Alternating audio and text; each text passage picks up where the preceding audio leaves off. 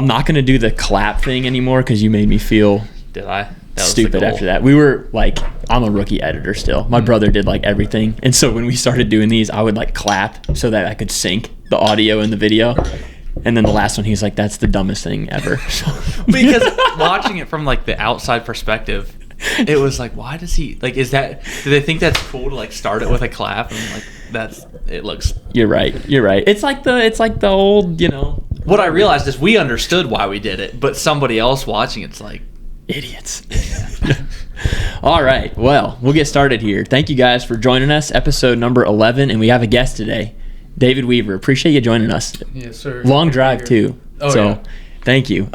We figured people were probably getting tired of listening to us, and we wanted to get some local-ish people on, so appreciate you making the drive. Yes, sir. So, happy to be here. I guess to start, a little bit of a backstory, you know, I guess what you do, where you're from maybe, and you can keep as much of that stuff private as you want. We don't share a lot of locations, so don't feel like you have to.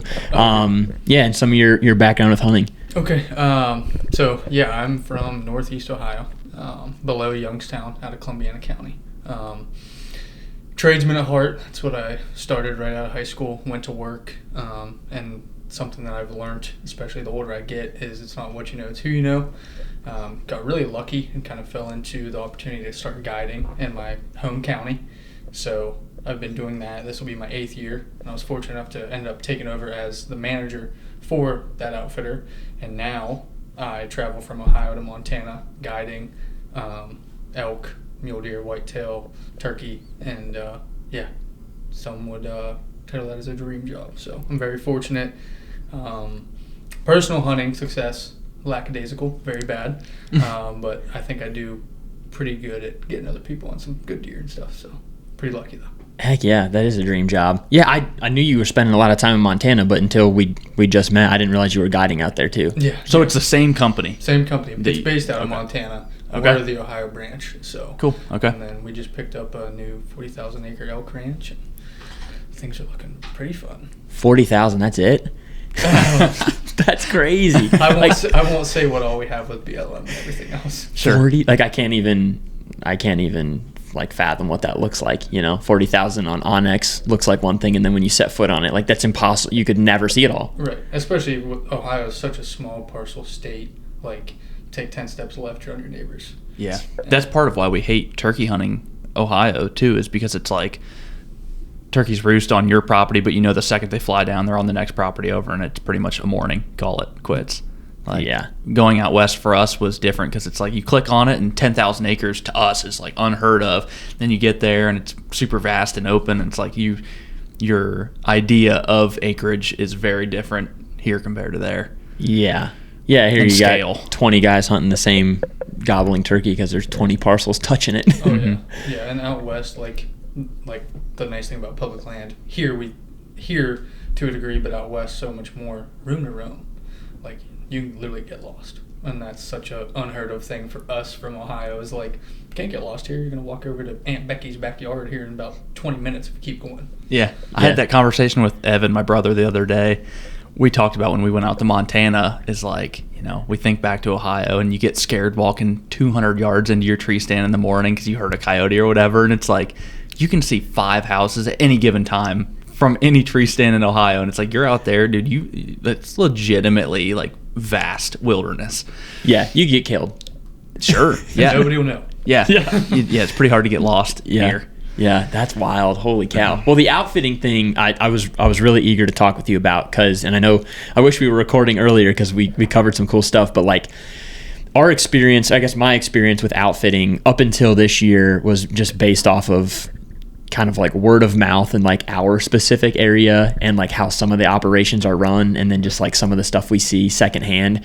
And I had hunted a property for the last like 5 years that was basically surrounded by an outfitter, and you know, no knock to them, but they shoot a lot of like 2.5-year-old deer. There's like groups from like Michigan and PA coming here, and they're shooting like basket racks. And it was always like so hard for me to wrap my mind around, because I always thought outfitting, like you came to shoot the biggest and the best. Like you're paying a lot of times good money, and you're trying to get on like big deer or good deer. Yeah. And that's just not what happens here. And we've seen like a direct reflection on like the quality of deer we were seeing on that property. Like when we first started hunting it, I don't know that the outfitter was as big then as it is now. Like we saw a lot of really good deer. Right. And then you start seeing the pictures roll in of, 10, 12, 15, 20 bucks that are just these like basket 8s and maybe like a 150 or two here and there. Right.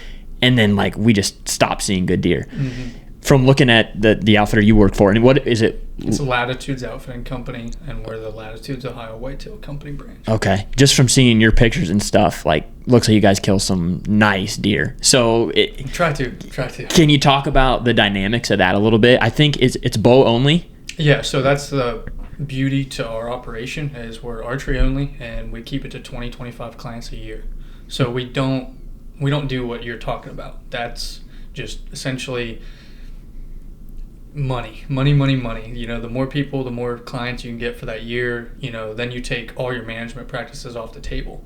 And don't get me wrong, like we've come a long way since I took over as manager to where our average was 130 to 140. Now we have a 140 minimum. And I'm trying to make it a 150 minimum within the next 2 years. Just because like quality over quantity. Like out of my 20-25 clients, if we can kill 7 year in, year out, 150s or bigger, that's awesome. Like I've talked to a lot of people in the game and they say if you average like 33% on success rate, like you're doing just fine, which I've kept track since I've taken over, and we average a 78% opportunity rate. Wow. So is opportunity just you're getting a shot at one? Yes. Like I'm the coach. We played sports. You're not the player. So my job is to give you that opportunity, whether it's a non-fatal hit, a miss, whatever. I did my job. Now, obviously, I want everybody to come in and shoot a deer. It's just not going to happen. If you want everybody in your group to go shoot a deer, go somewhere with a really big fence. Yeah. But, no, man, I love the management side of things. Building history. I relate deer a lot to people. Like, if we all three were deer, we all three would act different accordingly based on temperament. I'd have EHD. I would get shot by like a kid, definitely. Like first day, youth hunter, corn pile, checking on Susie. He got me. Yeah. But it's better than roadkill, I guess. Or that'd be close to it. But no, like you learn deer and you build that history with them. And for me, something that, again, my personal success has gone downhill because I spend so much effort into my clients. But I get such a high off of getting the text of just stuck him. Just like last year, or when we killed the 202, like that was crazy to me. Like, and it's crazy to even say this, but the 202 was the easiest deer I got killed. Like, waited for him to come back, and from the time we got him on camera to the time I had a client kill him was 6 days. Wow. And it was the second day hunting him. Like, we hadn't hunted that deer. That's awesome. But there is something too, like, it's really rewarding watching somebody else have success, especially if you contributed to that success. Like I think of like dads. Like my dad would always be like, I like watching you guys shoot them more than I like shooting them, and I never understood that. But as you get older, you start to understand that, and that's probably the same feeling, right? Just like calling in a bird for a kid, your buddy, whatever. It's the same. Like I don't know.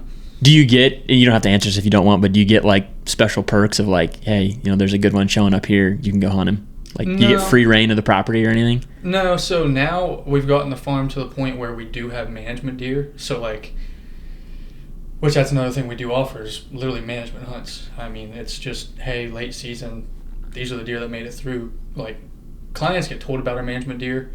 We have one, he's super cool. He's probably an 8-year-old deer. He throws double split twos every year. But I promise you, he maybe goes 134. Don't know why. He just never got really big. If nobody shoots a deer like that, then it's like, hey, you guys want to come do a management hunt? It's X amount price, cheaper, come kill them. If nobody picks up the scraps and me or my guys have tags, then we'll go in and try and take them out of the herd. Because obviously you don't want those genetics.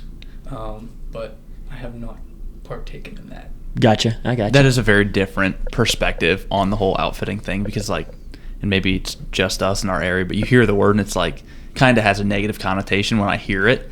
Just because we are limited to the observations that we get to see here. And it's very much like a numbers thing. Like, put as many people through the door as possible, bringing in groups of, 8-10 guys at a time from Pennsylvania or Michigan or wherever, West Virginia. And it's like half the time, like, the majority of those guys shoot something, and then you get a picture of these 8 dudes holding their 115-inch bucks, and it's like, not to say, I mean, if they're happy with them, great, but at the same time, it's like, man, that's tough.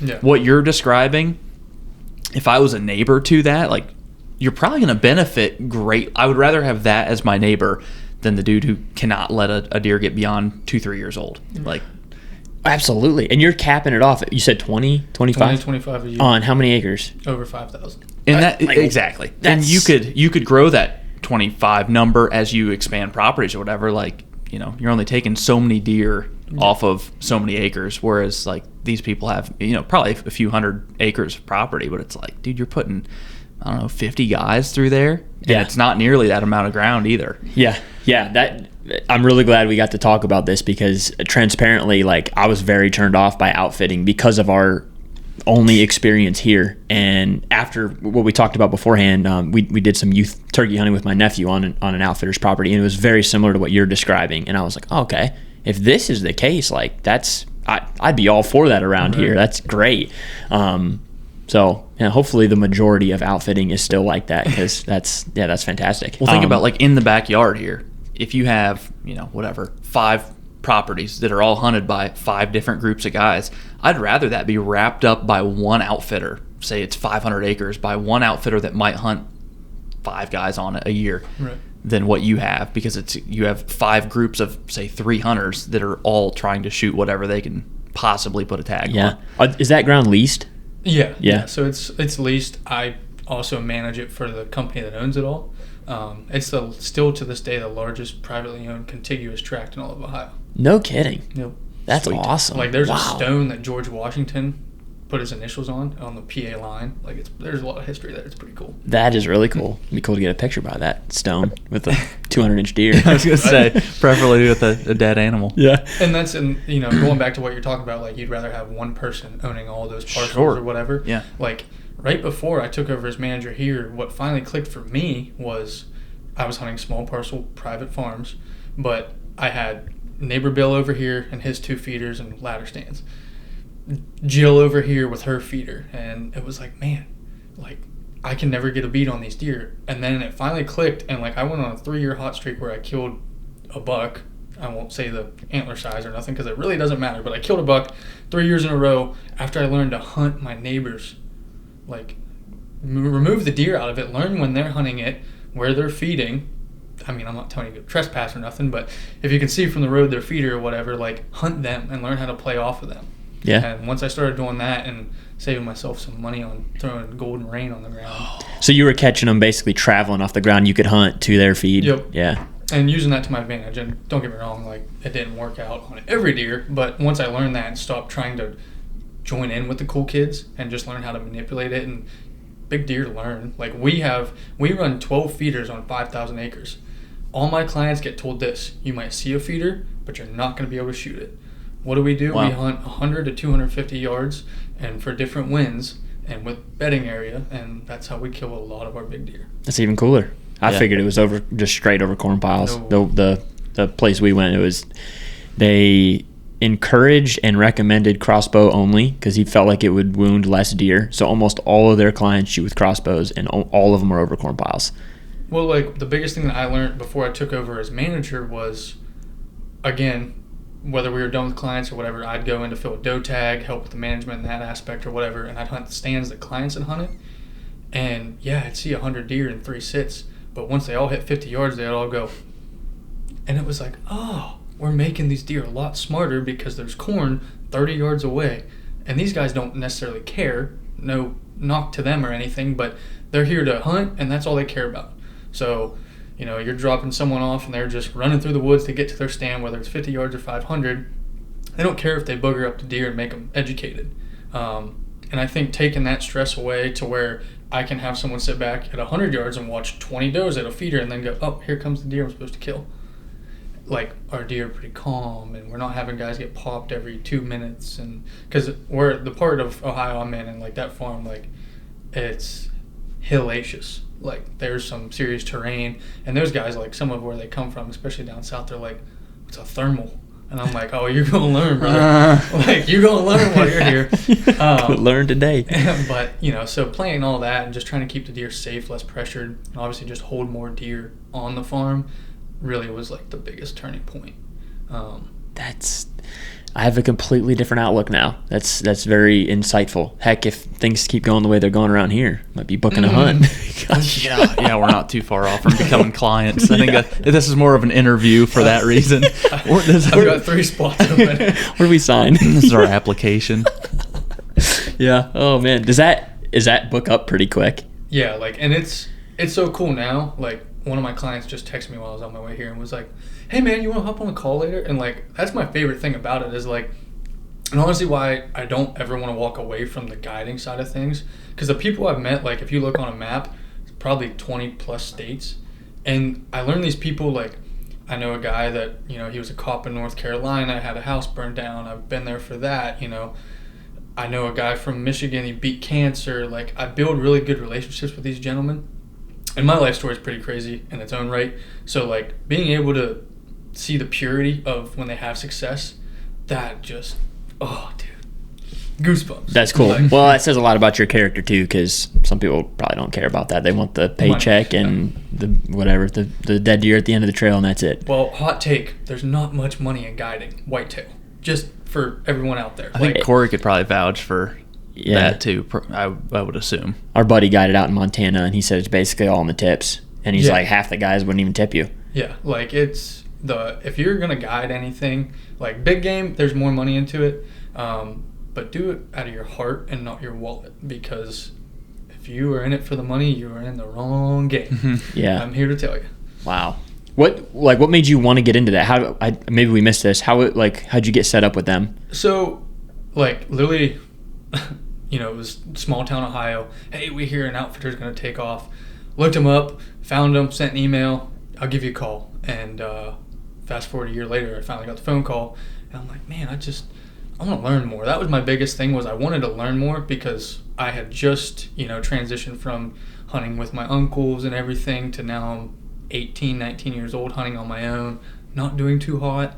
Like, I want to see what I can do with this. And obviously at the time, like, oh man, if I can be in the hunting industry, like, how cool would that be? So I think that the fad and the, wanting to learn more was really the key drive to that. And then once I got into it, was like, oh, this is special. And like, now I've gone to, because obviously I used to travel and film for shows and stuff like that too. So now I've seen a fair amount of other outfits. Man, I'll humbly say it, you won't find one like what we have. Like, we're not, even just on the land, like, we're contiguous. And you think, oh, well, that's good but bad, which I would agree. But like, you're not driving 40 minutes to go hunt a 20-acre piece that we just picked up 2 weeks ago because we saw down the road a 140. You're not being thrown in with 8 other random guys and shooting whatever you want. Like, when you show up to camp, we have a photo album, we have a whiteboard with the names of deer, when they were seen, where, like, everything is, so, like, we're so dialed, dude. I love it. I like that. It's more of a science. Like, very structured. There's a standard there, too, that you're expected to be held to. Yeah, I saw you look at me when you said get into the industry or whatever. It reminded me of what we talked about last week. Yeah. There is a natural allure to, like, you just want to be a part of it, especially when you're younger. It's like you see the glamorous side of it that you don't know the ins and outs to. But I was going to put Michael Waddell in a retirement home, I swear to God. Yeah. That's about how we felt. Yeah. Right. That's cool, man. So and I don't want to spend too much time on the outfitting thing, but I'm really intrigued now. What's like a day-to-day for you during the season as a manager? Or I guess let's start now, like off season, like running cams and food plots. Right now is like, actually today we had our meeting, and it's like, what are we planning, where, how big are we making it, when are we planning, what screen, everything like that. And so now, like, start gearing up for plots. Any modifications we're going to do, like timber stand improvements already been done. We did that while we picked up 151 sheds. Dang. That's wild. Oh, I saw your picture. Yeah, I saw that. I was like, sheds are like, I don't know why, but I just freaking dig picking up sheds. I saw that picture. I was like, gosh, you don't ever see that in Ohio either. I mean, around here, I picked up 23 this year, and that was the most I've single-handedly ever picked up in my life. 23. My PR was like 67 or 68, and I broke that. Dude, was like dang. 65. We're just in. Maybe Ohio doesn't suck. Maybe it's just where we live in Ohio that sucks. I started thinking about that. Yeah, like you get in the like tunnel vision, of just what you know, and you branch out, and it's like maybe it's not as bad as we think. Which that's what the outfitter that you had Eli at. He said, like, I don't know what you guys are complaining about. Like, I don't know about you, but it's not that bad here. And yeah. He was like, we have more turkeys than we've ever had ever, and he's like, we see bigger deer every year ever. Like what everybody's complaining about, he's like, it ain't here. Right. What the heck? Well, yeah. I don't know. So food plots, running cams, I'm guessing. Yeah, you cams guys, right now. How many cams do you guys run? We have 85 cellular and then another 50 non-cells. And so you'll like this. What I do with the non-cells, like there's not many areas I haven't kind of messed with since I've been there. But let's say we, throw in a new kill plot, which we're going to add a few more, which small micro plots. Anywho, like if I'm going to add something or do something different, I kind of like to learn and see how the deer adjust because they're always adjusting to what we do and how we do it. So I'll take a non-cell, lithium it up, go throw it in somewhere deep, and let it go. Soak all year. Until shed season. Then I like scoop that. it and then see what we learn. Let it hunt for you without, that's a pretty good strategy for sure. Yeah, and like I said, like utilizing the feeders, like none of our feeders are in fields either. I learned that very quickly when I took over. Does don't mind them in fields, but like our bucks just were like, no, we're cool. Like unless it was at night. So we pull everything in the timber. And then like just funneling deer, man. Like I just love to learn the game. That's what keeps me coming back. Like I said, like I suck at killing them, but like I don't know. It's something about being the coach and like learning them and like building the history. Like I'm humbly gonna say we'll have 3 deer over 180 all day this year, which like 3 you're like, that's cool, but like it's a big deal to me seeing like where this place has come from. Like in my senior year, 2016, we got hit with EHD really bad there and like wiped this whole place out. Now it's to the point where like we have guys like last year we had a gentleman on the 3rd week in November in 3 days up until we killed a buck. He saw 39 different bucks. So you're back now. We're back. We're back. We're back, baby. Yeah, we're back. So I wanted to ask, how big are these feeders? Like, what do you guys? Just the boss bucks. Just Okay, like so nothing no. not 2,000 pound. Okay, I was just curious. If you Which were don't in get- there a bunch, having to refill like all the time, or Which some people would be like, well, why don't you get bigger ones to stay out of there? Mhm. Well, I want my deer to still be used to me coming in there and feeding them, right? So when I drop a client off 50 yards before I take them feed, I'm not changing anything. you don't the have to convince same me. I'm repetitive thing. 100% bought in on that. And like they're like, you can get deer so comfortable to the side by side and our access like that. That's the other thing. I don't want dudes really walking near feeders. Like if we drop you off, you're taking 2 steps getting up a tree, like raking trails, leaf blowing them, everything. Like we mark them with orange ribbon, reflective ribbon, track them on onyx, drop them pins. Like you're told when to even start climbing down out of your stand. Like you do not move a muscle. Like I am very tight about that. That sounds like it's the way to be. Also, you're not giving yourself enough credit. You said you suck at killing them, but if all these dudes are killing them, like you can kill them too. I know. There is something cool about putting somebody like in the game, because last year my brother had never killed a deer with his bow ever, and he was super frustrated at the time hunting public land, whatever. And I finally the one night I sent him a pin that I'd kind of been holding on to, and I was like, try this. And he went in there that night and killed his first buck with a bow. And I was like, man, that pretty good one too. Feels sweet. Yeah. Like just to know that like you had the knowledge built up in your head that you're like, I think this is the spot. You send it to them. Granted, there's a execution factor on their end, which Right. it sounds like you limit the ability to screw that up for some of these people, but like they have to execute to some degree, and then you kind of there's some reward there for sure that could become like the the high of finding success yourself. Yeah, absolutely. And another thing, real quick, I'll mention, I've learned this trick as well. If a new client shows up, or any client for that factor, the rule is, if you sit there and tell me you'll shoot a whitetail at 50 yards, that's cool. Do it to my target. And like, my rule is if you can shoot 5 arrows in a row that are lethal shots, we'll do it. But like, if you tell me you can shoot 50 yards and you can't put 5 arrows in vitals, I don't want you shooting a deer that far. Mm-hmm. And like, yeah. And I have a 4 to 6 hour weight limit before we ever go track, unless you can send me a picture of a white belly. I've learned that the hard way on a couple deer. But I mean, I get it. It's hard. Like, we've all done it. You shoot a deer, like, oh, I smoked him, toast, like right over the hill, dead. But being the coach, I'm not there. I don't know what happened. I got to trust your word, and it's no disrespect to any of my clients, but emotions are high. You know, he ran past that oak tree when really he was 20 yards and went under a pine tree. So it's like, all right, just back out, sit there, twiddle your thumbs. And it's tough. Like, I want to go get him just as bad as you do. It's my reward as well as yours. But just patience. Yeah. And you've seen it enough now that you just know better. Yeah. Shout out Rage Broadheads.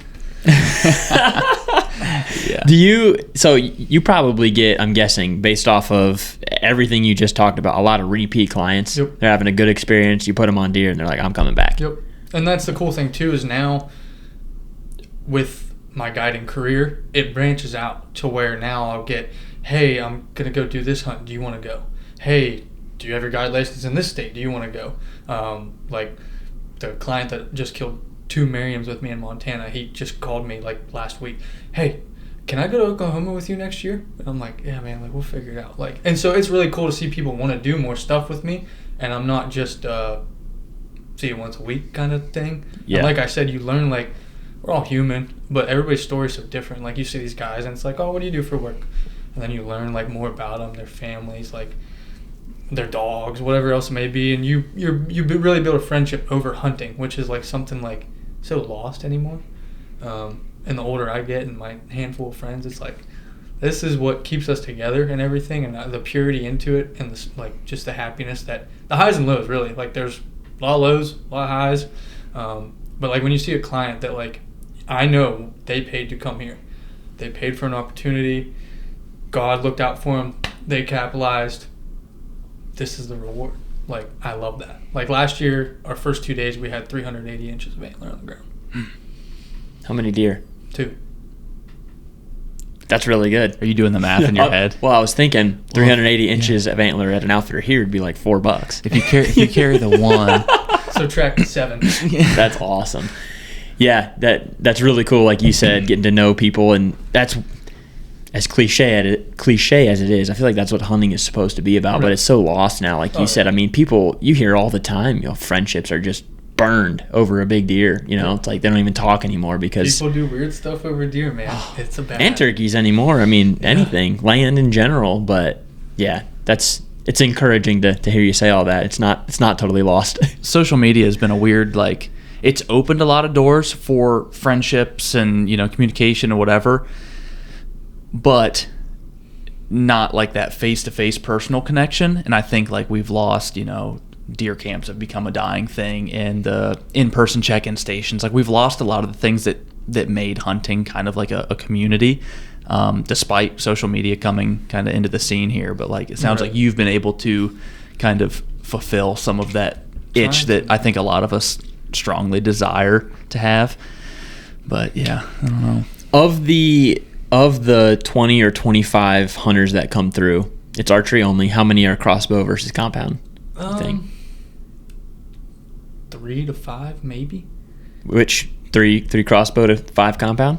Like, I mean, like, we'll have like 3 guys with a crossbow all year. It's like primarily just compound. Really? Yep. Huh. Sweet. That's interesting. Yeah, like I said, so my rules are, again, if you're going to sit here and tell me I'm comfortable shooting out to this yardage, okay, we'll do it real quick. If you can do it here, I trust you to do it out there. I say that meaning I've had it to where guys like, well, how far was he? Oh, he was over there.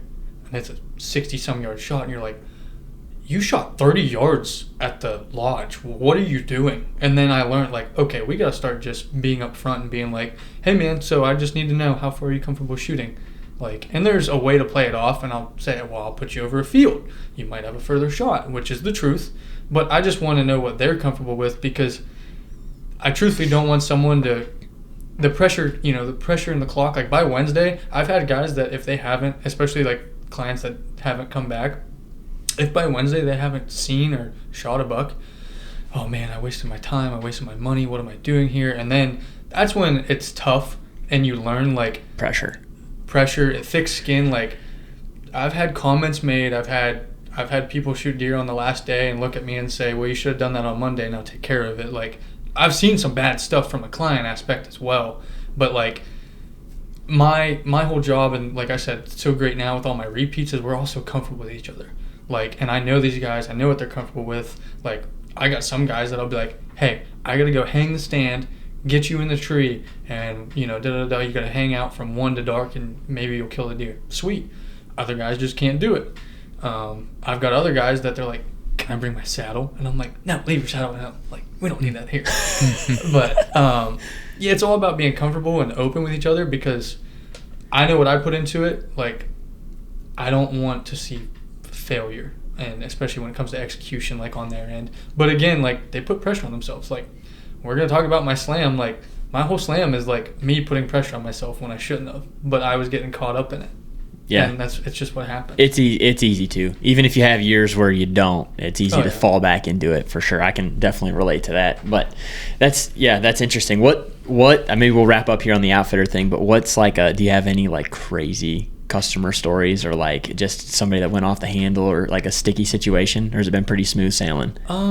Man, I've only ever had to, like, since I took over, I've only had to ban one person from coming back, and it was because they broke all my rules.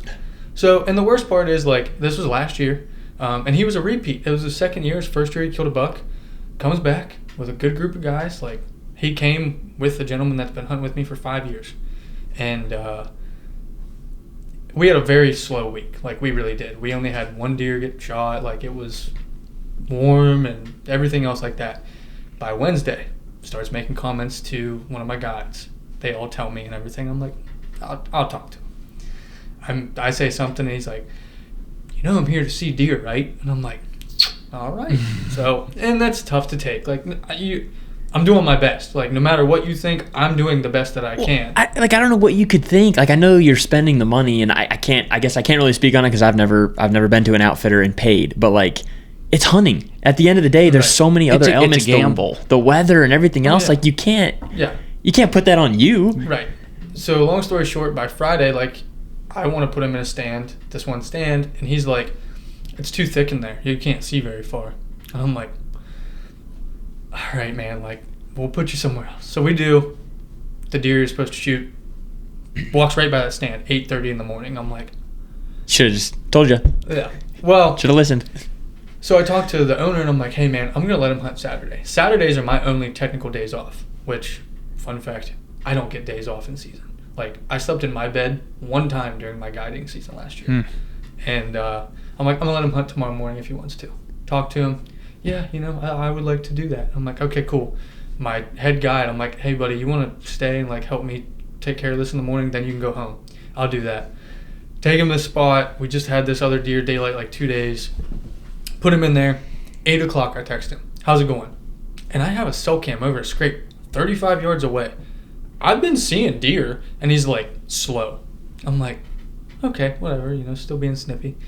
8:45, he texts me and he goes, I'm ready. I said, okay, well, sit tight, we'll come get you, and I'll let you know when to get out. Because, like, off of our main access road, he was like 200 yards. And driving in, we have to drive past one of our food plots.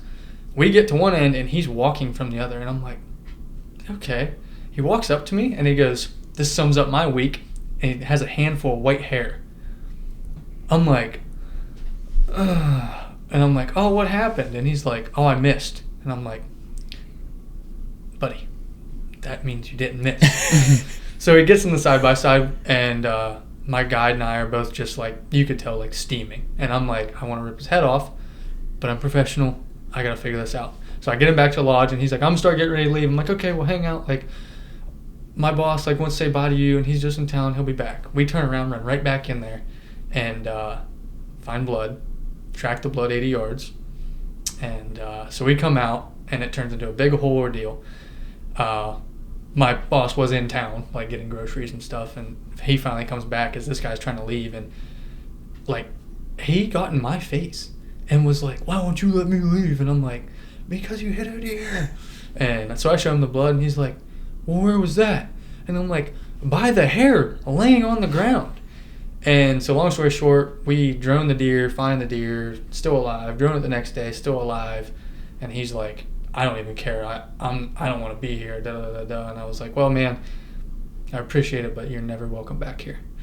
And so you think he was trying to you think he knew he hit it good enough that there'd be a blood trail and was trying to sweep it under the rug? I don't know. Because we never found the arrow. So he either found the arrow or I couldn't see the arrow in the deer. But, I think he shot a deer that he knew he shouldn't have because from the drone, it didn't look like it met my minimum. I don't know. We never did find the deer. I did go in there and look for it in shed season, but I didn't find it. But yeah, and he just asked. He's like, "Well, if I wanted to come back, why wouldn't you let me?" And I was like, "Well, you broke every rule I have. You didn't tell me you shot something. Then you got down when you weren't supposed to. You did everything that I tell you not to do. You did it on my off day. Not to mention he was bad mouthing you. Oh yeah, and and the whole sideways comments thing. Like I said, that happens, and I get it. It's really bad. I've had some groups, we had this group show up from I won't say where, but these dudes showed up and they're they only came 1 year, and they're like, hey, you like vodka? And I'm like, I don't drink with clients, man. I gotta stay focused. And they're like, can we? And I'm like, you can do whatever you want as long as you don't wake me up. They woke me up 4 out of 5 nights. Oh man. And I'll do what I can, but I'm not your dad. So I go down, wake up, and then I sit there and I drink my coffee. And dude, there was one morning that I didn't get the last guy out until 20 minutes after sunrise. And I'm I don't know. That's a tough look, spending that money and then just drinking and sleeping. Yeah, but I've seen that, especially out west too. If it's something where they didn't their buddy paid for it, dudes will just show up and they're like, "Where's the liquor?" I'm like, "Easy, partner." You could have stayed home and did this. Yeah. That's what's tough about the outfitting thing too. Is it is a gamble. It's chance. Not to say that Right. your work should reflect your your numbers or whatever. But it'd be like going to the casino and you don't win and say, well, I'm here to win money. It's yeah, but at some point, there's chance or luck that's involved. You got to be lucky to. Yeah. Right. I don't know. Anytime you're dealing with the public too, or a clientele or a customer base, they're obviously going to complain when something doesn't go well, and then a lot of times you don't hear from them when it goes great. But right. when it's raining, it's pouring, and they'll let you hear about it. So I have 3 clients that are 3 for 4. Wow. 3 out of 4 years they've killed a buck with me. That's awesome. So. Well, even what you said, 78% opportunity. Yeah. That's take all the other elements that factor into a whitetail moving and acting right. That's impressive. We had our biggest deer last year, missed twice, and 3 clients came to full draw on him. Oh, wow. It was tough. Very tough. Are you guys guiding the entire season? I assume gun season you just let them kind of chill. Yeah, so we are this year's a bean year. We don't have much ag, truthfully, but this year's a bean year, so we opened up 2 slots for the first week, just because it doesn't matter what crop we have and everything like that. Normally every year I have big deer that you can still really get after right off the rip, and then we pick up the second week October and we run till Thanksgiving, and then we're done. And then we, like I said, then we'll either come in with our management hunts later on or something like that. Or just watch till their antlers drop and go find 151 of them. That's absurd. That's awesome. That is awesome. Well, cool. I think that's about all the questions I had about outfitting. I was really, really interested in talking with you about that because, like I said, the experience we've had here is not that. Right. So that's encouraging. But so yeah, you mentioned the slam earlier. So I guess for any of our listeners that don't know what that is, you want to talk a little bit about that? Yeah. I guess pretend that people listening have no idea what it is so they know. So this spring I was very fortunate enough to attempt and achieve the single season Grand Slam for turkey. Which is shooting, I know what it is, but Eastern, Osceola, Rio, and a Marion. So one of the 4 U.S. subspecies. Yeah. Awesome. That's cool. Don't feel like you have to share the state you were in. We're pretty stingy when it comes to that. We don't ever share where we're at. So don't feel like you have to. If you want to, you can. But I was curious, logistically, how you plan that out. So now knowing a little bit about, guiding, I'm sure that helps you kind of schedule and plan things a little bit. But how are the logistics there? So the logistics, man, it was tough. So Did you First- start planning like way ahead of time? Nope. Okay. So the whole slam, like it's super funny now looking back, and I was thinking about it on my way out here. The only thing that was technically planned from last year was where I killed my Eastern in Illinois with my buddy Colton, who I've known his older brother for years. He's like, dude, I want a turkey hunt with you. And I'm like, yeah, man, I'll come out here. And he's like, you got to apply for the first season in this county. And I'm like, oh, that's weird for a turkey, but okay, I'll do it. So, like, I didn't even get to hunt Ohio. I guided the only week I was here, every day.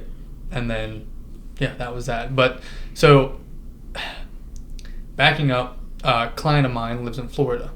And when he was here hunting last fall, I always talk about turkeys, birds. I'm like, birds are my jam. And we got talking about turkeys, and he's like, I've never turkey hunted. I'm like, what? I'm like, dude, you've got like one of the coolest turkeys ever. Like, they live in Florida, man. He's like, yeah, they're everywhere. And he lives in southern Florida. And he's like, dude, you can come hunt them if you want. I'm like, what do you mean? He's like, well, I got that lease for hog hunting. He's like, I don't turkey hunt it or nothing. He's like, I don't think any of the guys do them. And they didn't. I'm like, dude, I'm not going to come down there. Like, if you want to go, you let me know. We'll go. That's October. Fast forward to February. Like, end of February.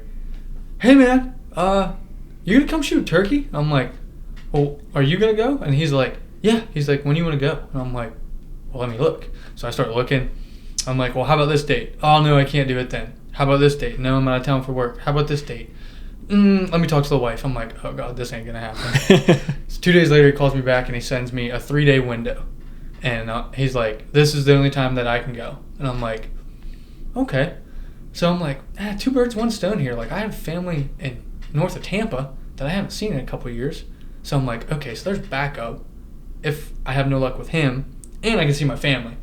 And I'm like, screw it, let's do it. So buy the plane ticket. It's the only state that I flew to. And as luck would have it, I flew out right when we got that last big storm on the East Coast with all the tornadoes and stuff. Like, I was sitting in the plane, and we were grounded in Pittsburgh. They delayed our flight by an hour and a half, and that plane was just going, ooh. It was sketchy. Holy cow. Yeah. That was, like, I've been on a couple sketchy flights, and that was top 3 all day. Wow. But, so, flew down there, and again, in that storm, so, like, I flew to Tampa like an idiot, drove south by, like, 4 hours, and I'm like, this is stupid. And get down there. We go check out his lease, which obviously he sent it to me on Onyx, so I got to look at it a little bit. A lot thicker than what Onyx made it look like, but I kind of quickly eliminated areas where it was just way too thick for turkeys to be. So day 1, we just like hiked around. It was 30 to 50 mile an hour wind gusts. Like, oh man, there was no chance, and I didn't get there until late morning. Anyways, we ended up seeing a couple hens and I think 2 jakes like on the roads down there. On sugarcane, like that's all it is down there. Fun fact, you think our mud's tough to walk in? That sugarcane is nuts. Really? Dude, it's tough. Like, just walking in it, like, it was weird. Yeah. But, so that was day 1, but let me back up. That evening, we got to the far north end of this piece, and there was 2 cattle fields. And the west field had cattle, and in the east field, they must have just pulled them out of there. There wasn't much growth in it, but you could tell that there was some, like, palmettos and stuff like that, brush growing. I'm like, okay. Everything I've seen on YouTube, Dave Owens makes it look really easy on public, but, like, a turkey will be near here. Tried to roost a bird, nothing. And I'm like, oh, God, this is not good. So next morning we go, I'm like, hey, I'm going to go down this west field, you go to the east. Like, if you hear one, call me. Okay. Sure enough, I hear a bird straight across from me, and I'm like, I can't cross this field to get to this bird. Like, this field's like 800 yards. Like, I'm not getting across it by the time, like, he can see. So I'm working back towards him, and I call him like, hey, I hear a bird. I'm like, you hear anything? No. I get to him, and he's like, you go by yourself. I'm like, are you sure? He's like, yeah, man, I'm good. Just go ahead. And I'm like, I'm turkey mode now. I'm like, see ya. Like, here we go. So I'm working through kind of the more grown-up field, and I get like halfway across it, and I hadn't heard him gobble in a minute, so I yelp a couple times, and a hen answers me that is with him, and then pretty much right down the gun barrel from me, I'm like, another bird. And so long story short, man, I ended up belly crawling for 80 yards, laying through a palmetto bush, and he came running in. It's the first turkey I've seen in a long time run, and that bird was just getting it, and he ran in about 15 steps. That's awesome. And then the cherry on top, my client slash friend, he's super stoked for me. He's like, dude, that's awesome. Like, I heard it all. Like, I'm like, let's get you one. He's like, let's go get breakfast. I'm like, all right. Like, okay, whatever you want to do, man. And then it turned into, like, let's get my bird taken care of. And, you know, forever thankful that he helped me along with that. Like, he had a taxidermist down there and everything else. And so we have one more day left, like, that before he's got to go back to work. And I'm like, you want to go tomorrow? He's like, yeah, sure. I'm like, because I know there's at least one more. Like, we'll go. So we go. And it is 34 degrees in Florida. Wow. Dead calm, but it is super cold. I am not prepared for it. And we don't hear anything on the limb. And I work all the way down as far east as I can on the field where he was, because I haven't heard anything. And there was one, like, giant tree. And I'm like, hey, man, I'm going to go to that tree. If I can't make anything gobble, we'll just start working our way out. Again, it's like there's probably, you know, a couple more thousand acres we could have probably found a bird in. But so this lease is huge. It was 8,000. Oh, my God. Jeez. And like I said, we were going, like, that was on the far north end of it, so we could have hunted our whole way back and stuff like that. But like I said, there was a lot of it, though, like, unhuntable, super thick, like, and to crawl around in it, like, the amount of snakes I've seen in 3 days there, like, and I'm not a snake guy, so. Me either. But I mean, obviously, a lot of room to roam, so I was like, if we don't, you know, we'll just hunt our way out, like, I'll strike something. And sure enough, I walk down this tree, and, like, I'm no professional caller or anything, but if you've hunted with me or been a client of mine, I can rip a mouth call. Like a diaphragm call, I can cut it up. And, I mean, I just let out some super loud yelps, and just, like, that distant, I'm like, here we go. And, man, about an hour and a half later, we crawled probably 400 yards up this old, dried-up sugarcane creek bed, and ended up sitting in one of the coolest, like, willow trees ever, hiding in it. I called a flock in, and so the funniest thing about this, I gave him my gun. And I'm like, hey, here's another shell. I didn't put one in the chamber. It was dark, like, you know, whatever. He never put one in the chamber. So these 2 long beards, 4 hens, and, like, 3 jakes come walking in, and I'm like, tell me when, I'll make one of them stick their heads up. All right, I'm good. Yap, yap, yap. Click. I'm like, oh. And those birds are like, and start looking, and I'm like, rack a shell, rack a shell. And he racked a shell, and they started to just kind of walk off, and he folded a bird like 35 yards.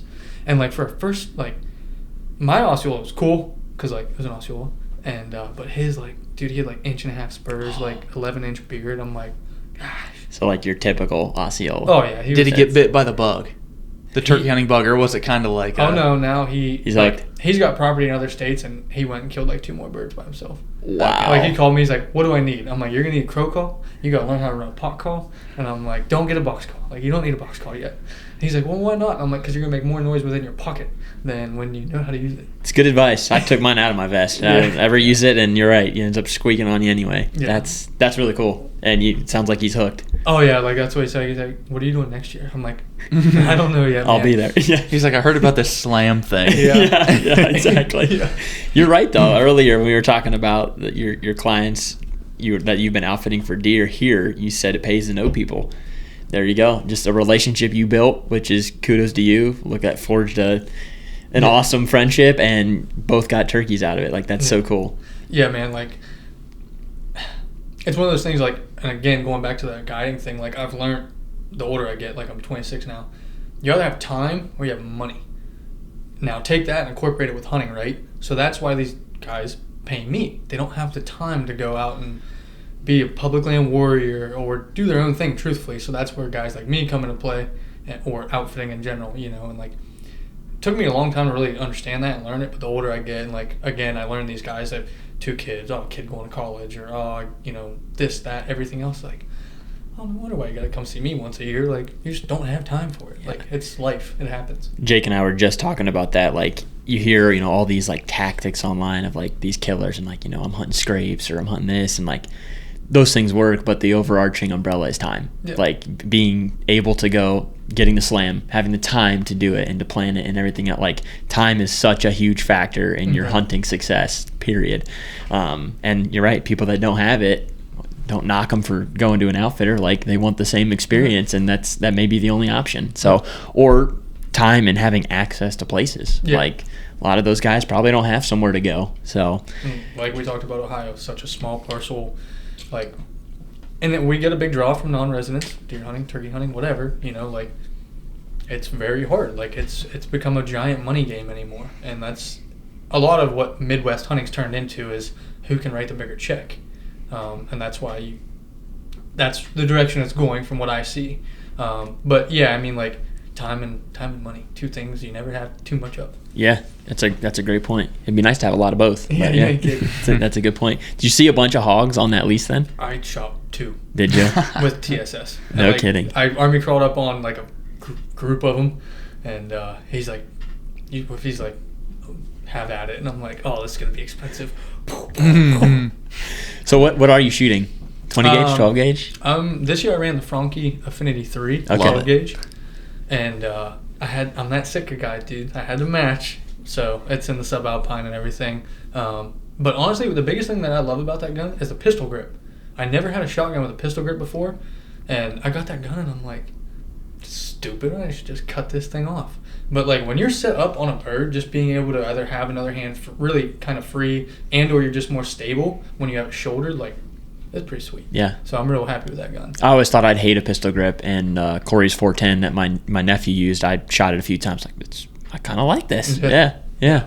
And then I don't trust myself with the red dot yet, because like, I know how I hunt, and like, I've ended up either crawling through some nasty stuff, getting my feet wet, or whatever comes down to it to get a bird. So I don't like room for error.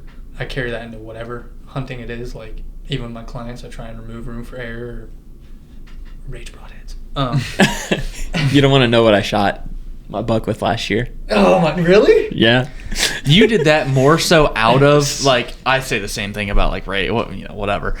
And he was like, I just like doing stuff that's, like, obscure or whatever. So, like, the one day he just picks up a random pack of Rage broads. I'm like, what are you doing? We've lost 11 deer now in my whole career being there, right? 9 of them are from Rage. Jake and I had this debate. Do you think it's the broadhead or the type of people that purchase the broadhead? I think it's shot placement. Number 1. Number 2, I think you get what you pay for, in my opinion. That goes for anything. My brother's argument, I hadn't thought of it like this, was like, he's like, the people that buy Rage typically are like, You grab them at Walmart. Yeah.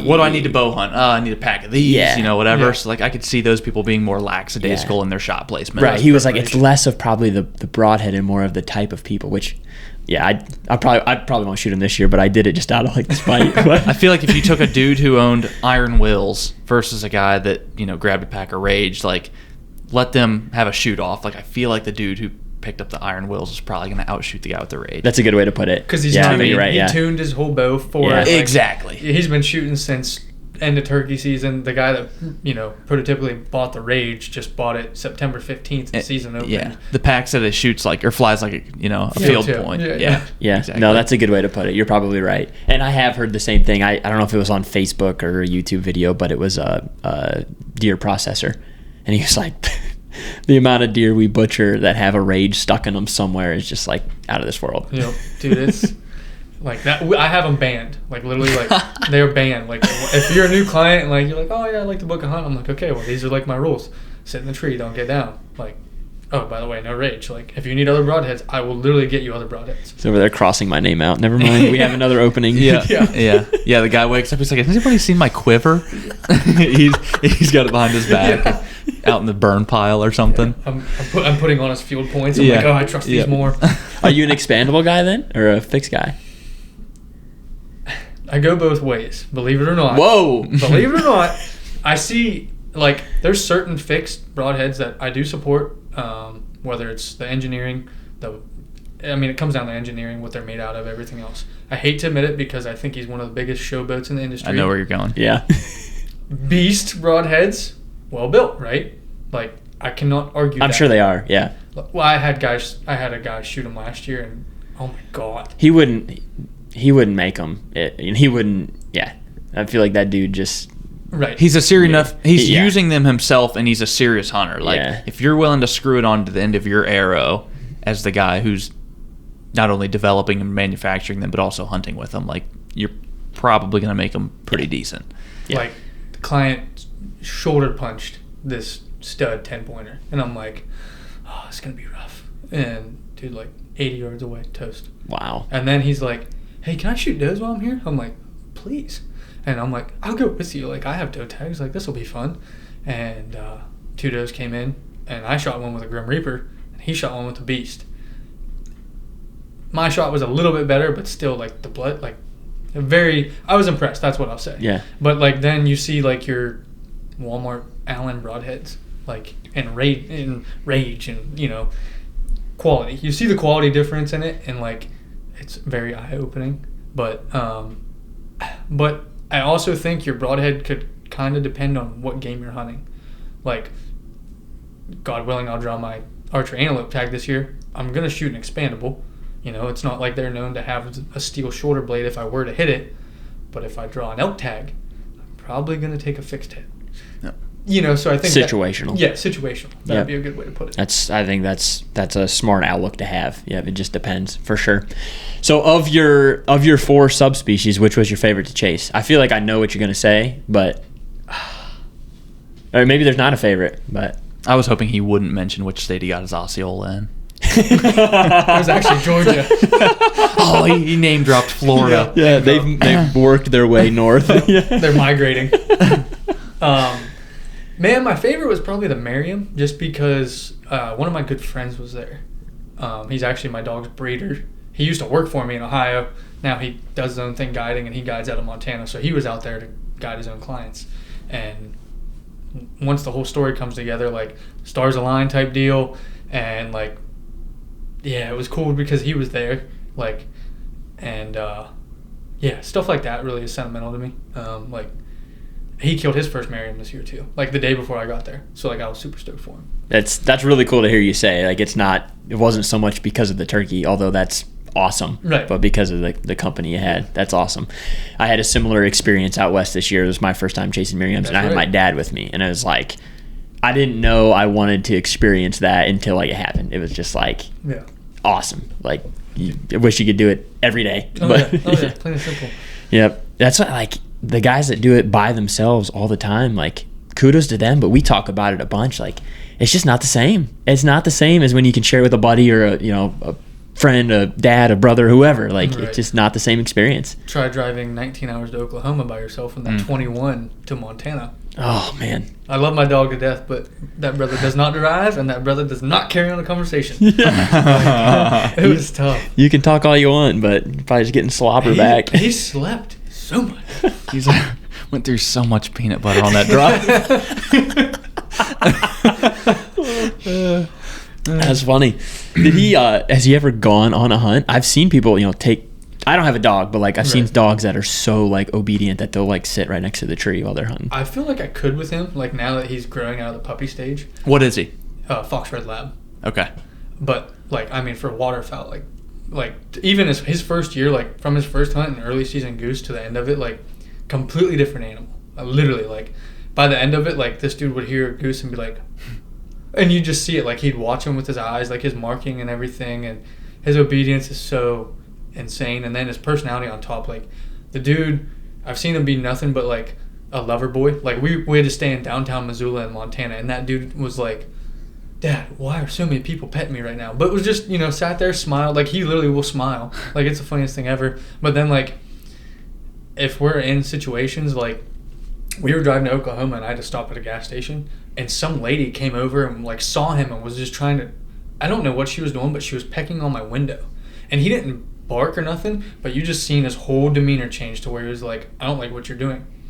And he got real defensive and all this stuff. And I'm like, easy, buddy, like easy. Huh. But I come out of the gas station, this old lady's just. Yeah, that's weird. Yeah, it was really weird. You probably shouldn't do that. In Missouri, I'm like, all right, this is a little weird now. Yeah. Huh. Did you see, so you obviously covered a lot of ground this year. What was the hunting pressure like?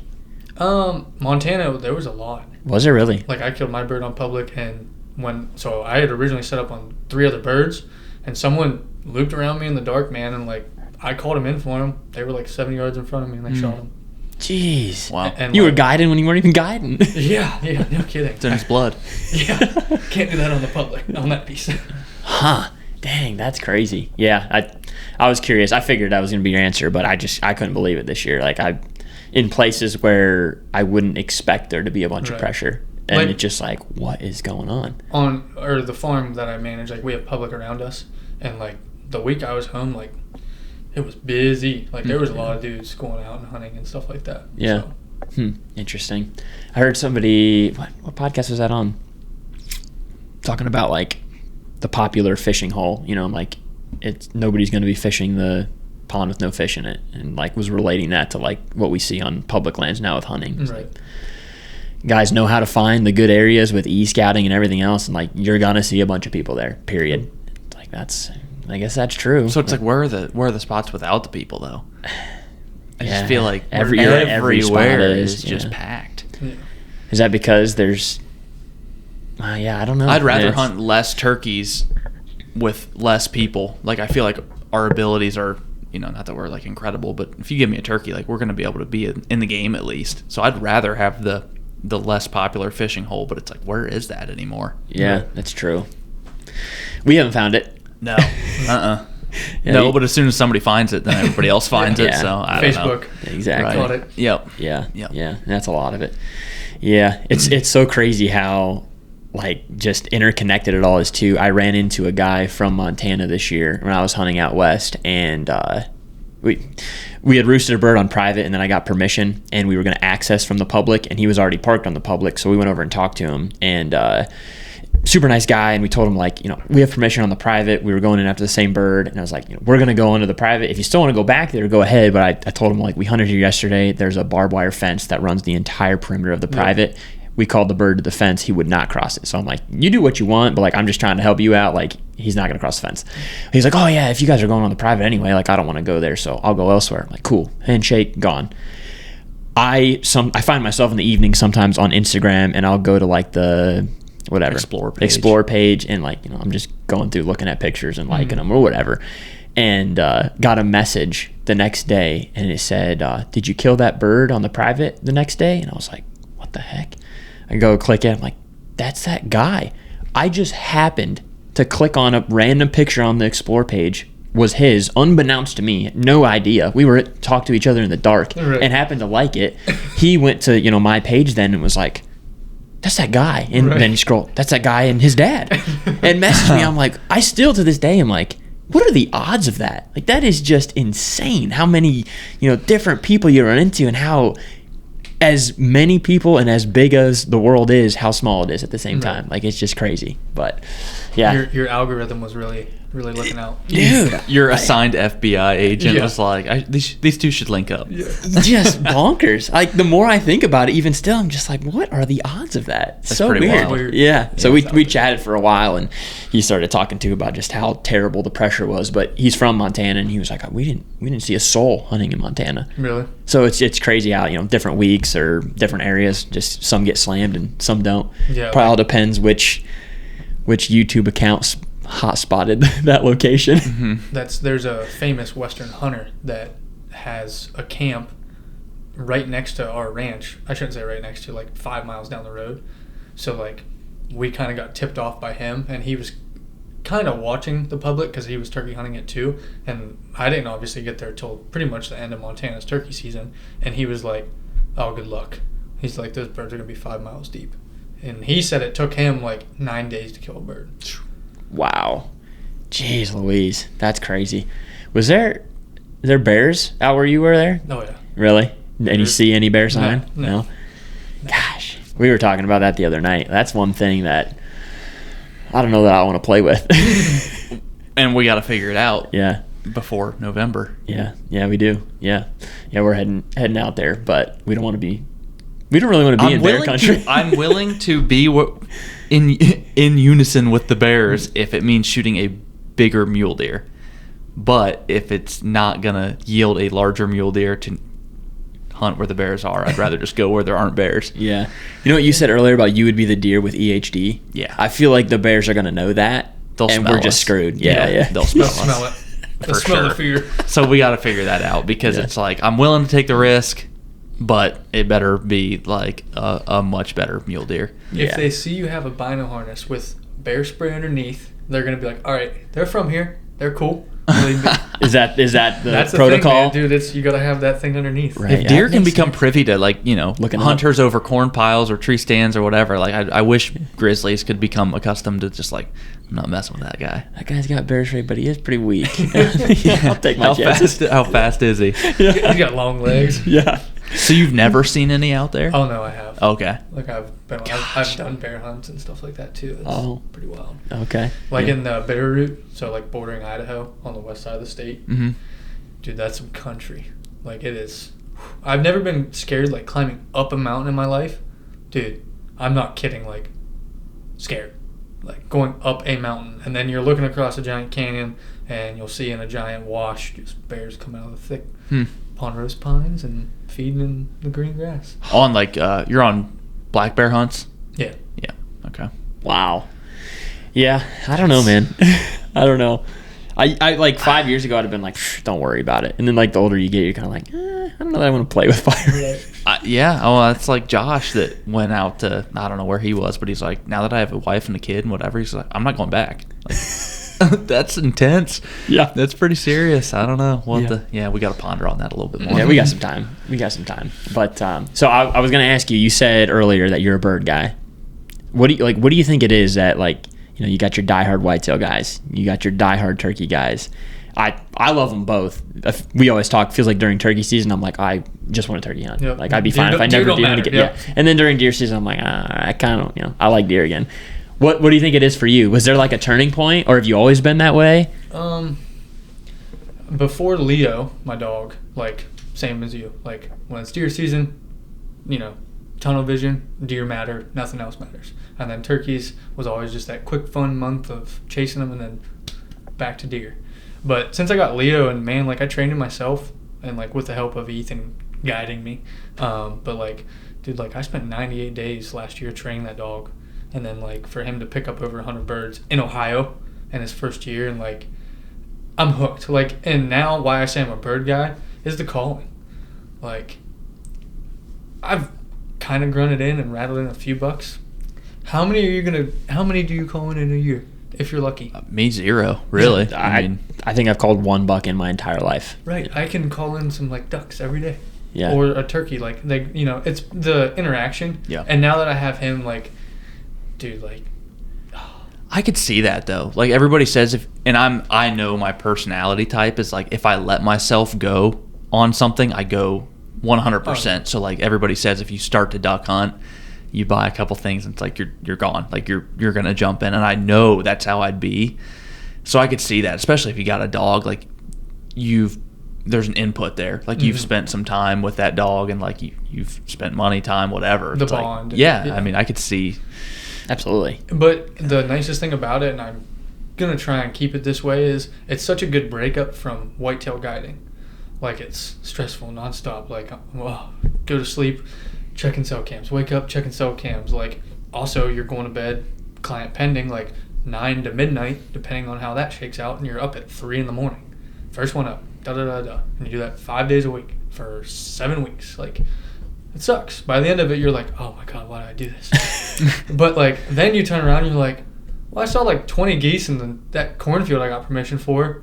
I'll get up at 3 a.m. to go walk out there and to call at them for a couple hours for fun, because it's such a switch up, like, and it takes the stress and like the chess match, if you want to call it, with whitetail, like off your brain.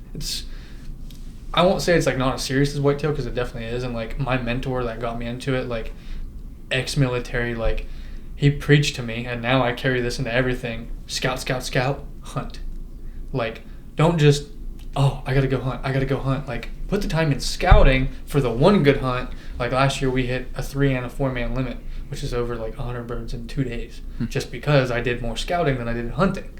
And now I try and carry that into the whitetail world. That's real, man. I say teach, like my dad doesn't turkey hunt. So when I took him out west, felt like I was teaching him. And we took us forever to find turkeys. And he was kind of like, getting frustrated, as was I, but I'm like, that's scout, find. Yeah. Like you got it. That you have to do that first before the hunt can even really happen, especially with birds. Oh, yeah. I assume with waterfowl, like they're not they're not everywhere. Like, you got to find them first. Ohio. Yeah. Not in Ohio. You got to find the field probably, right? Yep. And then get access to it. Yeah. Is that as cutthroat as like getting access for deer or turkey? Yeah. Like, we have a couple bigger bodies of water around us over there. And like, dude, it's like, you'll be competing. Like, if you see, like, my mentor named Chipper, I'll be like, Chipper, I found like 200 geese they're using so-and-so's field. And he'll be like, okay, cool. Well, see what they do tomorrow. I'm like, all right, Chip, I'll do that. I go there tomorrow. They're there again. I'm getting permission. Oh, this guy from 2 hours east in Pennsylvania, he just asked this morning. Oh, and he offered me $200 to just hunt for a day. I'm like, huh?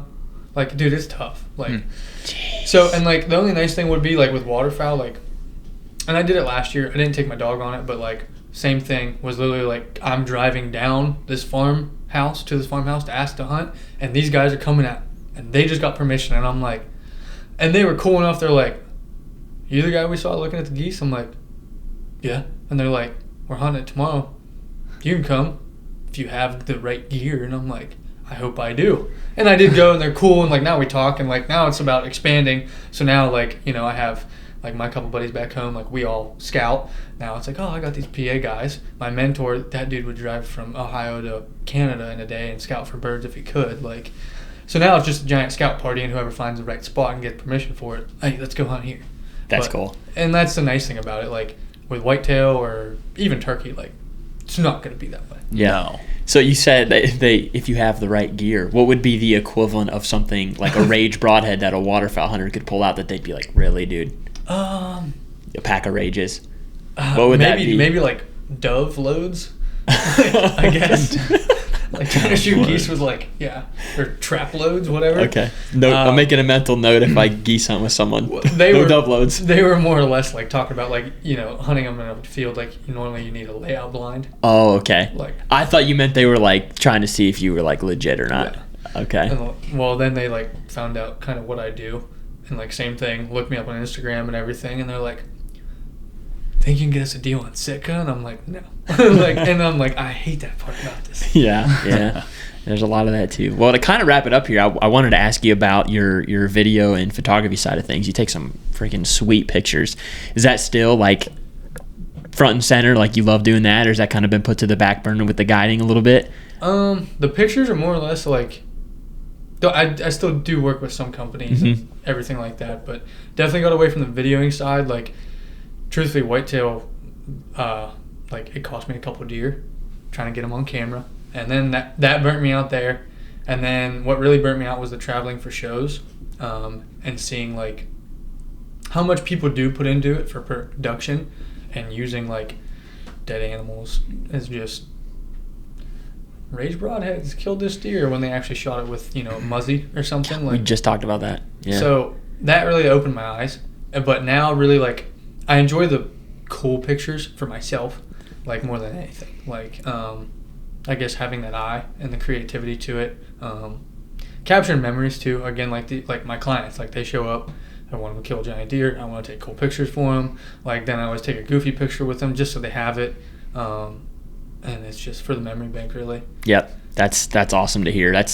I find myself weekly going to my camera roll and just scrolling back and just like, oh, what was I doing so this fun. time last? Like, what pictures do I have from this time 4 years ago? And Yep. it's like, gosh, I was doing that. Like, you love to look back at the old pictures. Yep.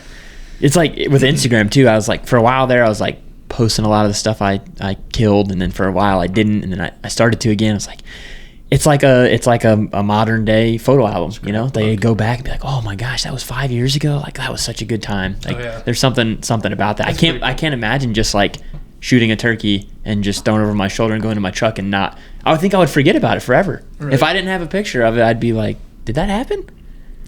Yeah. Well, that's the cool thing. Like, and I did want to mention this. Like, I felt after the fact, like, I killed the slam, like, because for the Rio and the Merriam, like, I was on such a time crunch. Like, I had 5 days to get to Oklahoma, get it done, and I had to essentially be heading to Montana. And by the grace of the good Lord, like, I ended up having 2 days or 3 days total, but get to Montana, I had 2 days to hunt for myself. And, like, I took it in. Like, the videos I took, like, I'll never be man enough to show them the world because I'm crying like a baby. But, like, the raw emotion was there, and, like, it was so, like, fulfilling and, like, awesome. And I may never do it again. Yeah.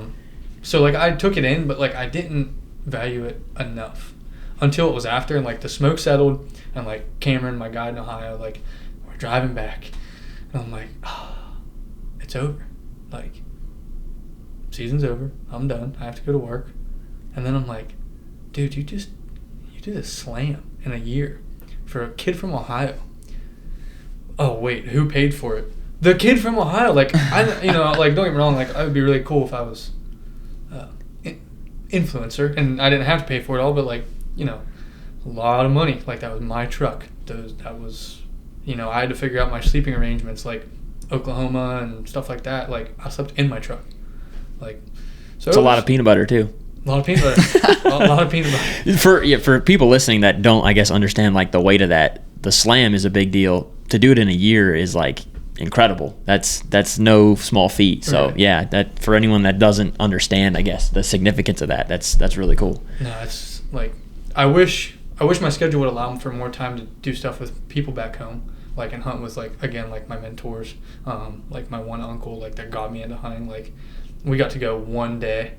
And it was like, man, I wish I could spend more time with them and everything. And like, but like, I had maybe 10 people that was the other thing. I didn't speak. Like, the word slam did not come out of my mouth until like I was going to Oklahoma. Like, I didn't plan for Oklahoma until after I killed my Osceola. And like, again, luckily my career kind of really helped here. It was a client knew this guy, knew that guy, had this one private tract. And I'm like, I'll try it. Now, did I have pins on public? You betcha. But I knew like going to Oklahoma towards the end of their season and kind of close to other states, I'm like, this public's been hit. Like, I guarantee it. So it was a backup, but I'm like, we're going to try it. Now, don't get me wrong, like by day 2 when I hadn't heard a bird gobble, I'm like, but like, I got really lucky. I was very fortunate and like God looked out for me and kept me and my dog safe. Having my dog there was the coolest part, like I said. But it's still crazy to me. Like, it's something like, a couple of my clients have never done it, but they want to do it. And they're 40, 50 years old. And it's like, I don't know. But don't get me wrong, like, I still sacrificed a lot, like I said, financially, friendships, relationships. But yeah, the word slam didn't come out. I can appreciate that because I was going to say, I think a lot of people chase the status of it. Mm-hmm. So I liked that wasn't the driving factor in doing it. And it was more of an afterthought. Like, yeah. Oh shoot, I'm about to or might accomplish this. Well, like I'm striving to. Speaks a lot about your intentions. I think there's a lot of people doing it for the Instagram pic or the right. the status to be able to say they did it. Yeah. Well, like 3 years ago, like I came off my PR year, right, and I was lucky enough to shoot 5 turkeys in that spring season across a couple states. Next year, like where I'm at, like I can get to Pennsylvania and West Virginia, not super far, right? And I'm walking around all cocky. I'm like, I'm going to do it in all 3, maybe even in one day. I barely got my Ohio bird until the last week. And I was like, all right, I'll simmer down now. And like, I didn't want, like, there's like hate, like there's like local hate and people that are like, screw him, he's doing it. Oh, he's only going because he knows that guy and stuff. And I just didn't want to speak on it and like put it out there. I just wanted to put my head down and just kind of enjoy the random weird journey. Like, like I helped a random guy on the side of a back road in Oklahoma, like helped him change a tire, like on my way there. I'm like, oh, that's cool. Like Montana, like did it, like I told you with Ethan, and then went to the ranch and went 100% guiding there, and then got Cameron his first Merriam to end it. And like, did you see the video I put on Instagram? Yeah. Caught him through the fence, caught him through the fence. Yeah, that's cool, man. Like pulled him off private. You said in that post, raw emotion, I think, and like that's a great way to put it because like in those moments when you look back on it, like the stuff you say and do and the way you act and stuff, it's like you didn't even have control over. Like you were just so over the top excited because of how passionate you are about it that like you just lose control. And you could see that very clearly in that video, which is awesome. Yeah, I think once again with the whole status thing, I think some of that anymore from some folks you can tell is just like on to the next one. Like I got it, I'm done, and see ya, on to the next one. Like you could tell in that moment, like you guys were just living in it, soaking it in. And the dog thing's really cool too. When I saw your post with the dog out there, I'm like, I love things that are just different. Like, so much stuff gets just regurgitated and done over and over again. It was like I got to thinking when I saw that, I'm like, I don't know anybody that travels around turkey hunting in the spring just naming their dog. Yeah. Like that's cool. It's really cool. He's that dude, man. When he went to Illinois with me too, and like we get back after the hunt, and it was a double, so it was super sweet. Colton's first double, so that was awesome. And fun fact, the Eastern was the easiest bird. Don't tell people. It's supposed to be the hardest. Yeah, don't tell people. But I like walk out to my truck or something, and like I didn't think nothing about it, and all of a sudden I hear like gravel being rustled. I turn around, he's bringing me my bird. And he freaking tried to jump up on my tailgate with a 20-pound turkey in his mouth. I'm like, what are you doing? Put it down. He's like, I'm sorry. Doing what I know how to do. Since when do you not want me to bring you the Like, bird? I thought this was my job, dude. Just a heavy goose. That I feel like if you got paid or did that as a career, like paid to travel to hunt, it would become mundane. But some of my favorite memories are just like the spur of the moment dumb things you do on these trips. Like I took my now wife, then girlfriend, on a deer hunting trip in December. We slept in a tent in December. It was like 30 degrees, pouring rain. Had a tarp over the tent, and we didn't have a way to blow up the air mattress, so we drove to a local gas station. Met a dude there who overheard us talking to the lady, the clerk at the gas station, looking for a way to pump this mattress up. And he's like, I live 5 minutes up the road. He goes, I have an air mattress pump at my house. I'll sell it to you for $20. So this dude drove to his house. I handed him a $20 bill. He gave us a hand pump. We drove 30 minutes back out into the woods, pumped this thing up, and had a way to sleep. And it's like, I don't remember a thing about the hunt from that weekend. Right. But that's what I remember, and I will never forget that. And that pump's still in my garage. Yeah, those are the stories that stick with you. Didn't somebody invite you to a cockfight too? It was the same stop? guy, same night, we have all kinds of crazy stories, but he knew we were sleeping out in the woods. So he was like, I think he felt bad for us because we told him we were sleeping out there and it's raining or whatever, and he was trying to think of things for us to do as if we didn't just want to go sleep. And he's like, I think there's a cockfight tonight. And he goes, well, no, they won't let you into that because it's illegal. Right. So he like thought about it. And he's like, these people are from Ohio. He goes, yeah, never mind. Like they won't let you in. And it's like just crazy stuff that I love, like hilarious. And you're right. It's usually the impromptu, random stuff where those things happen. Yeah, the well mapped out, thought out. Hey, we're flying into here or driving here and staying at this hotel or this lot. Like that stuff doesn't happen. It's the dumb stuff like sleeping in your truck, and I'll go post up at a Motel 6 or whatever and sleep in the bed of my truck, and I don't know. That's the stuff I like. Yeah, absolutely. Yeah, like it was all really spur of the moment, like from, No pun intended. Yeah. No, I mean, like Oklahoma and Montana was just like literally flying by the seat of my pants. Like I knew I had to end up guiding in Montana at some point. Like, and I did not kill my bird where I guide at, just so people don't hate on me. But like I was just like, I'm just going to Montana right now. I have no idea where I'm going. Like, well, here we are. We're living. Like, I paid my bills before I left. Like, we'll be all right. I'll worry about it when I get back. I love that. We're just awesome. going. I don't know where, but we're going. Yeah. Like, that's cool. You gain like a sense of confidence too when you pull it off. It's like I know what I'm doing. Like you found them. I'm sure e-scouted and like put yourself in a place and created an opportunity for yourself. And then there's like a sense of like, okay, like I can do this. Like I know what I'm doing. And then the next time you do it, like you feel more comfortable and more confident. And yeah, that's awesome. And they can be humbling experiences, but yeah. Like I know I'm gonna get my butt whooped probably next spring. Like, and it'll be now like younger me. I got so amped up when you didn't kill, right? Like why am I here? I'm here to shoot a turkey.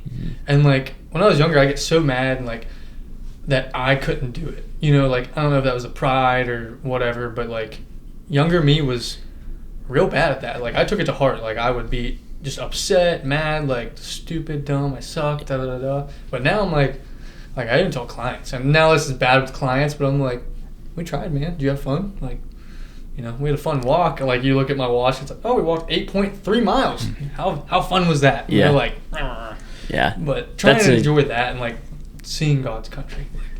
It's a great perspective to have, and I think that comes with age and maturity. I was the same way, and sometimes you can slip back into it a little bit. At least myself, but I was just having a conversation with a younger gentleman, and shot a bunch of turkeys in a bunch of states this year, and he said something along the lines of like, I won't let them win. Like I'm there to kill. I will kill them. I won't let them win. Like I'm just like, dude, you're missing the point. Yeah. Like you're totally missing the point. But then I thought to myself, I'm like, man, when I was that age, like I probably thought the same thing, but it's like I hope for him, one day he matures and is like, man, it's the sights and the sounds and the places and the people, like you're saying, because that really is, like, at the end of the day, those are the things. It wasn't the deer that you did or didn't get that trip. Those are the things you end up looking back on and remembering.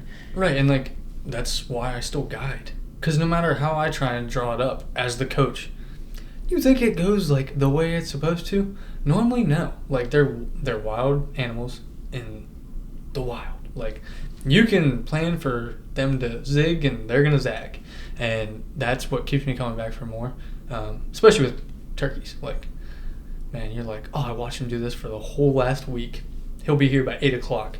That brother could be 2 fields over, doing his own thing. Like, you never know until you're there. And it's like, take your butt whooping, keep on keeping on. Yeah.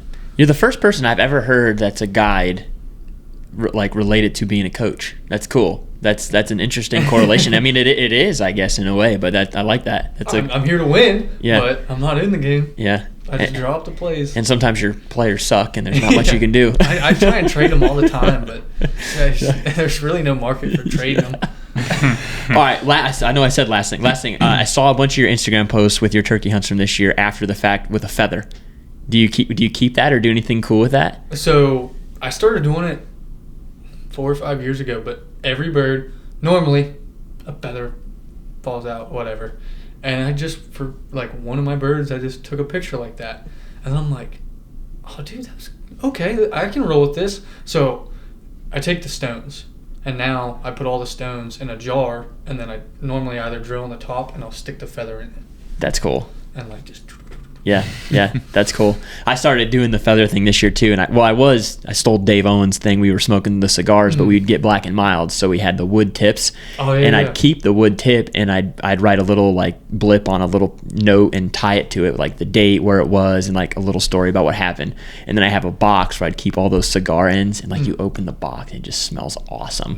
But I don't smoke cigars anymore. Yeah. So I started doing the feather thing and then writing a little note on there, the date and time and stuff. But I was curious if you kept them. That's cool. Like Cameron, he does. It's actually really cool. But he'll make he takes a good amount of little feathers. Same thing, sticks them in a jar and makes like a little bouquet. And same thing, in it, he writes like now, state, the date, and stuff like that. Because that's what winning and would be to me, like what it's about. Like I want someone someday to be like, why do you have those stones up there? What's that mean? I'm like, I'll pick one up. Tell me what one it is or what the date is on it. I want to be able to go, that was Illinois, that was Timbuktu, wherever, like, and that's when it all comes back and you're like, oh, I remember I was with cousin Ethan or, whatever, and like, oh, I remember it rained all night and we didn't think we were going to hear anything. Like, that's where the cool stuff of it comes from. The purity of the unpredictable. Yeah, that's awesome. Yeah, I have this vision of like one day being like 85, which I'll probably never live that long, and like somebody coming to ask me for permission to hunt, like some kid, and I'll probably tell him no, and then I'll be like, but come in here. Let me show you why. Yeah. Let me tell you some hunting stories. Yeah, breaking out the cigar box or something. But you still can't hunt. Yeah. My grandsons do. Sorry. But anyway, well, is there anything else you got on the top of your head that you want to get out there, or any drop to, like your Instagram or where people can find you, or if they want to get a hold of you for booking a hunt, any of that stuff? For getting a hold of me for booking a hunt, on Instagram, I'm David Weaver Creative, and Facebook. My email and phone number's on there. But, and again, I work for Latitudes Outfitting. Request me. But, man, just keep hunting fun. Like, I walk the fine line of where it's my job, and like I'm mentioning, I get burned out from whitetail, and I don't want to, but then I go and do waterfowl. Like, whatever you got to do. Like, if your definition of legal fun hunting is in season, go do it, man. And don't put too much pressure on yourself. It's not all about killing, like you said. And I know we all get in that mindset. Like, I've been there with buddies and whatever else, and the tensions run high. But make it fun, because, like, there's not much, like, we played sports. Once you get out of sports, there's really nothing to do that's, like, pure fun, and hunting's supposed to be that. Now there is some responsibilities and everything else with it, but keep it fun. Enjoy life, and we're not here for that long. So mic drop. It's a good way to end it. Appreciate you coming on and being our first guest in ever. No, here since we've kind of kicked it back up. Yeah, we appreciate it, man. First one, round 2. There you go. All right. No clapping. No clap.